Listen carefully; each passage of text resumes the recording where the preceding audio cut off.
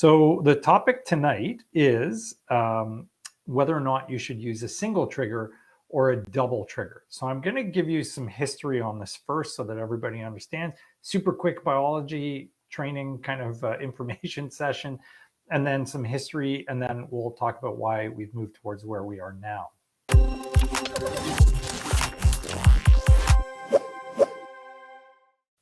So in the very beginning of doing infertility treatment, they could only synthesize the HCG first rather than synthesizing the LH. And so as a result of that, in order to mimic your own body's release of LH, which makes your eggs release when you get a big spike of LH, they decided to use HCG. Why? Because part of the beta HCG subunit, the alpha subunit, is the same between LH and HCG, and the beta subunit is not that far off, so they share some similarities. And if you give someone HCG, it will have the same impact as an LH surge will. It will force the egg to release. So that's the whole reason we use HCG to release your eggs. It's because it's actually acting like LH. Your body can't really tell the difference if you give enough, and so it works really well. And this was used for decades. And for decades, we had very good success with using HCG, except for one kind of sticky, difficult problem. Once we got into the situation of making lots of eggs for women, in particular women who are at high risk of developing many eggs, like our women with PCOS, we realized that when you trigger with HCG, you are putting them at very high risk of developing something called ovarian hyperstimulation syndrome.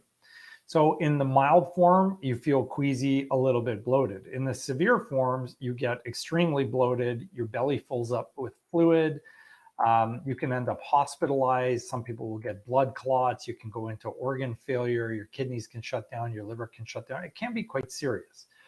And in particular, in situations where there were egg donors or PCOS women, this was becoming more and more of a problem because you would trigger them with HCG, and then sure enough, they would come back and they would get OHSS, and now you have to drain them all the time, which means more needle pokes or sticking in a semi-permanent catheter for several days while you drain fluid while they were in hospital. You have to give them heparin, albumin treatments, lots of stuff that was complicated and not particularly friendly to the patients. So then someone said, well, let's figure out what's going on. And they looked into the specifics of it, and we realized that the HCG causes factors like VEGF and other sort of proteins and hormones and so on to be altered sufficiently to cause these problems with the OHSS. And as a result of that, people started looking for an alternative. So along came the idea that we could actually use a surge of the gonadotropin releasing hormone agonist, so something like Lupron as an example, instead of the LH to cause a natural LH surge, and that would work. And sure enough, it does work extremely well, and it doesn't cause ovarian hyperstimulation syndrome. So this was a fantastic idea. Only problem is people weren't getting the same results.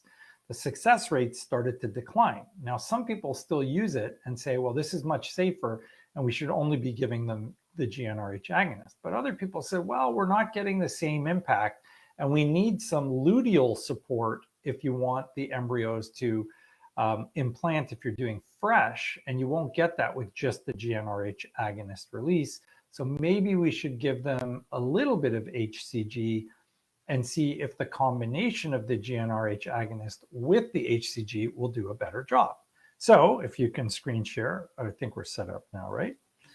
So along comes several studies, and we've reviewed one before on the show. This one is specific because it's dealing with women that are a little bit older, advanced age, and it's a randomized controlled trial, which is excellent. So they took randomly, actually in this study, 3 groups of women. They assigned them without any preconceived notions of where they should go.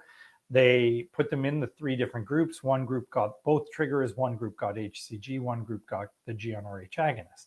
There were 164 in one group, 164 in another group, and 168. So reasonable size, decent number of women. And what they did was they gave them either both or one or the other, And then they examined a lot of outcomes. So I'm going to share that data with you. And the idea was to see if getting two, a double trigger, is going to give you a better result. Now, some people argue, and I've had this argument actually with one of the leads of one of the biggest clinics in Canada, that you don't need to give any HCG if you're using Freezol because it doesn't have any impact. But I'm hoping I can change that individual's mind as well as yours too. So we're going to scroll through this now and I'll show you the data. So when you look at what they found, they assessed about 529 patients for eligibility. They had to exclude some because they met their exclusion criteria. And they randomized ultimately 510. 170 initially went into the HCG group, 170 into the GnRH agonist group, and 170 into both. Some got excluded because of various reasons, but very, very small numbers. And so you ended up with a very reasonable population in each arm on both sides with very little loss of patient number. So in terms of the patient characteristics, which you can see at the top here, I'll try and blow that up as much as possible. Is that good? More? It's going to go off the screen if I go more. So the important thing, there was no difference between the groups, but I do want to go over some important factors so you can say, hey, does this apply to me? Because this was done in China. So in terms of age, average age was just close to 38 to 39 between all three groups. Type of infertility, most of them were secondary, about 60%, 40% were primary. So secondary means you've had a previous pregnancy. Primary means you have not. They had a bunch of different etiologies. I don't think that's really important. A substantial number had done a previous cycle, but about 35 to 37% had not. And there was no difference in the base hormones or the AMH levels. So these were really comparable groups, which is good for you guys to know. And in terms of their FSH and AMH and so on, FSHs were in the high 9s. The AMHs were between 1.7 and 2.1. So, and these are nanograms per mil. So a little bit stronger than what we would see on average from a 38-year-old here. So that is important to remember. Okay, so where did we end up? Well, first thing they looked at was outcomes in terms of stimulation protocol, you know, how many were in each group, how long was the average duration of stim, the total dose of gonadotropins, and so on. So no differences in the vast majority of those outcomes. They didn't take longer or shorter. There was no difference in the dose of the gonadotropins that they received. What did they see? The oocyte retrieval rate was a little bit different. So I'm going to blow this up. It's the highlighted area you can see there.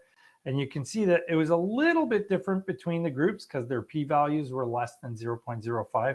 But clinically, it's not a huge difference. You're looking at somewhere between a minimum of 1% from GnRH agonist to HCG to about 4% when you go from GnRH agonist to a dual trigger. So this is important, because what it means is that if you got Lupron alone, you were about 4% less likely to get your egg retrieved than if you got a dual trigger with HCG and Lupron. So that's really critical for everybody to remember, because it means you're getting a better percentage chance of retrieving your eggs. Okay, where did they go to from there? So we've got two really important tables here, and I'll try and share that. Can you see all of that there? Okay. So there are several important parts of this, and I'll share all of that with you, and I'll try and highlight it so that you guys can see it. Okay, we're going to do that guy. Yep. Okay, so if you look at number of mature eggs, there was no statistically significant difference. Mature oocyte rate was the same. Number of normal embryos, 2PN as we call them, normal, were the same. Fertilization method was equally distributed, so that was no different in terms of IVF versus ICSI. When you start getting down into number of good quality embryos, you start to see a difference. So I'm going to highlight that for you now. You can see it in this bar here. Oh, I just messed that up. Sorry, guys. So it's in this bar here. So why am I highlighting that? Because you can see that compared to HCG, the dual trigger had a much better chance of getting good quality embryos. your rate was 1.74 versus almost 2, 1.19. Same thing, but even more significant when you compared the dual trigger to the GnRH agonist. You're looking at 1.74 versus 1.2, but very, very statistically significant. When you go to the good quality embryo rate, which is the next one down below that, that's right here, same thing. You can see you're getting more good quality embryos, 59% versus 44% in the other two. That's a huge difference, a 15% increase in the rate of producing useful, good quality embryos.